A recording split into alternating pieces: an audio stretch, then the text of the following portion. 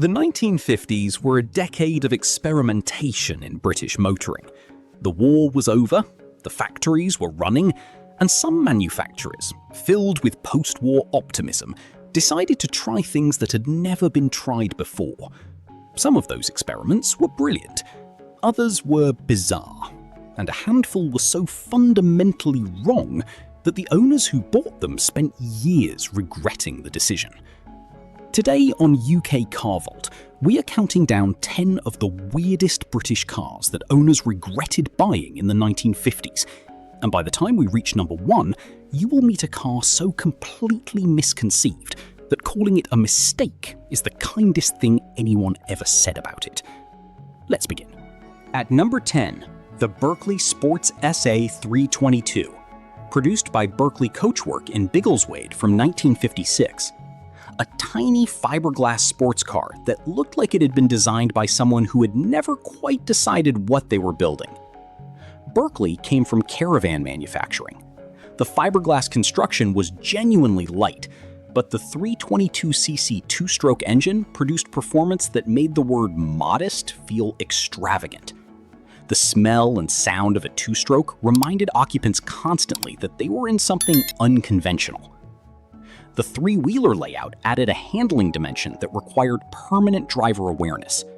Owners who bought it for its low price and sporting appearance found the reality considerably more demanding than the appearance suggested.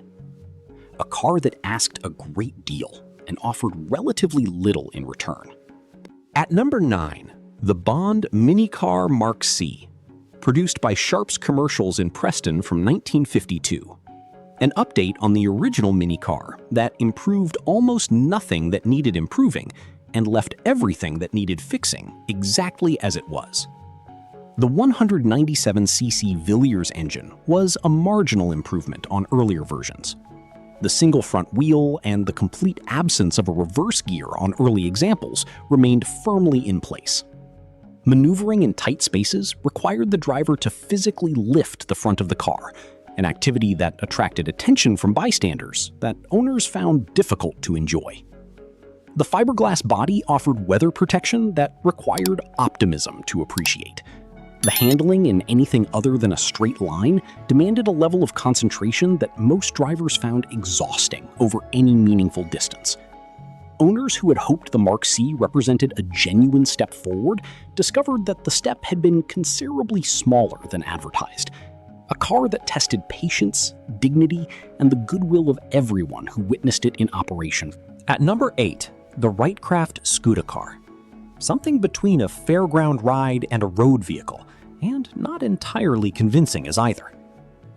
Originally produced as a fairground attraction, the Scooter car was adapted for road use in the post-war period.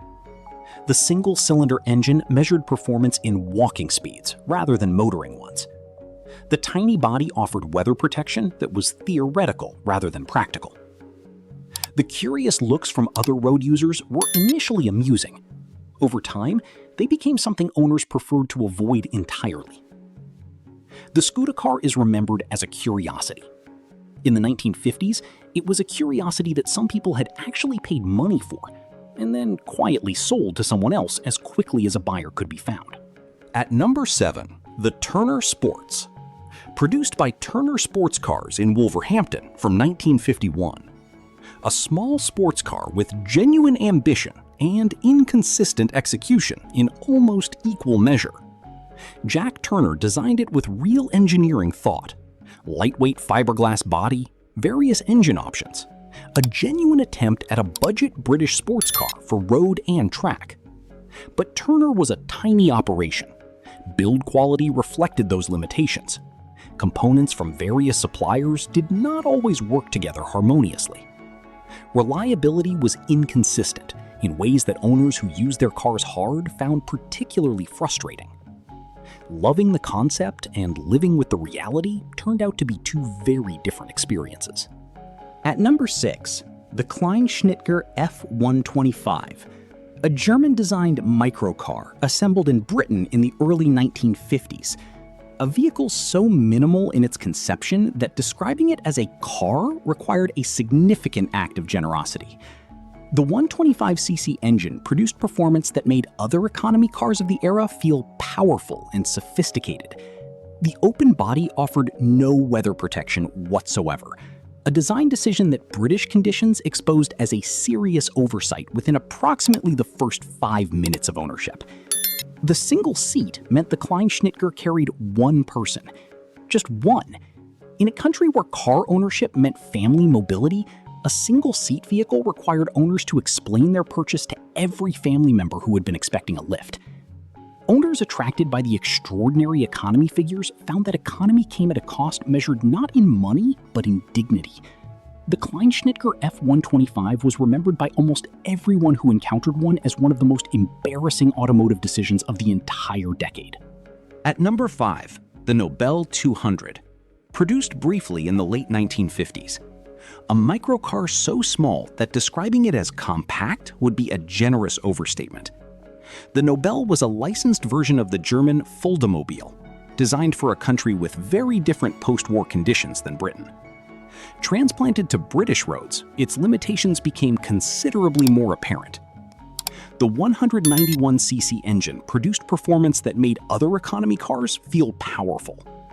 The tiny body required a philosophical acceptance of physical proximity between occupants.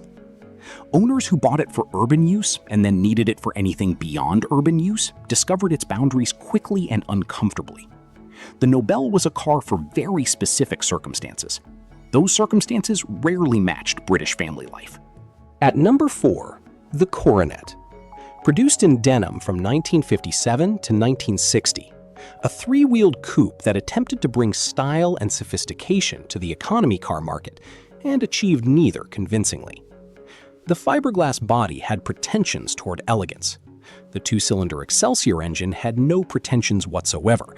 It simply produced enough power to move the Coronet forward at speeds that were legal, if not impressive. The interior attempted a level of finish that the price and production methods could not support. Details that looked promising in the showroom revealed their limitations in daily use with uncomfortable speed. The Coronet sold in small numbers for 3 years.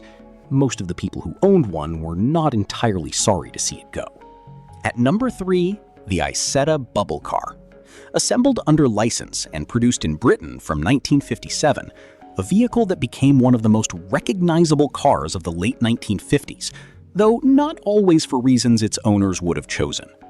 The front opening door, the entire front of the car swung outward to allow entry, attracted comment everywhere the Isetta went. Getting in and out in public required a composure that not every owner could consistently maintain. The 250cc engine produced performance adequate for urban use and increasingly inadequate for anything beyond it. The new British motorway network being constructed during this period was a world the Isetta was simply not equipped to participate in. Owners who had bought the Isetta for its economy and its novelty found the novelty wearing thin considerably faster than the economy justified continuing. A genuinely iconic shape wrapped around a genuinely humbling ownership experience. At number 2, the Gordon. Produced in Birmingham from 1954 to 1958. A three-wheeled microcar so basic that it made other economy cars feel lavishly equipped by comparison. The 197cc Villiers engine sat exposed at the front, prioritizing maintenance accessibility over aesthetics and weather protection. In the British climate, that decision was reflected in maintenance records with predictable regularity. The Gordon was a single-seater. Families hoping for economy transport for multiple occupants discovered that limitation at the point of purchase rather than from the brochure. The Perspex side screens passed for weather protection. British Rain disagreed. The Gordon existed at the absolute lower boundary of what could be described as a car. Many owners concluded it existed slightly below that boundary. And here we are at number 1, the car that was a complete mistake, the Meadows Frisky. Produced by Henry Meadows Limited in Wolverhampton from 1957, a microcar that combined the limitations of a motorcycle with the pretensions of a car, while fully delivering on neither. The 250cc Villiers two-stroke engine produced a sound that was memorable and a performance that was not. The three-wheeled handling produced experiences in corners and roundabouts that required a level of driver input nobody had anticipated. The interior was basic in ways the price could not justify even by the most forgiving 1950 standards. Fit and finish suggested quality control was an aspiration rather than a practice. Owners expecting economical, reliable, and reasonably dignified transport found something that delivered economy occasionally and dignity almost never. The Meadows Frisky reminded its owners daily that they had made a complete mistake. Most of them eventually agreed. 10 cars. 10 regrets. 10 moments when post-war British experimentation produced results that owners spent years trying to forget. Not all experiments succeed. Some fail quietly. And some fail in ways that only become clear after the money has been spent and the purchase has been made. Leave a comment below. We read every single comment. And if you love British motoring history, subscribe to UK Car Vault.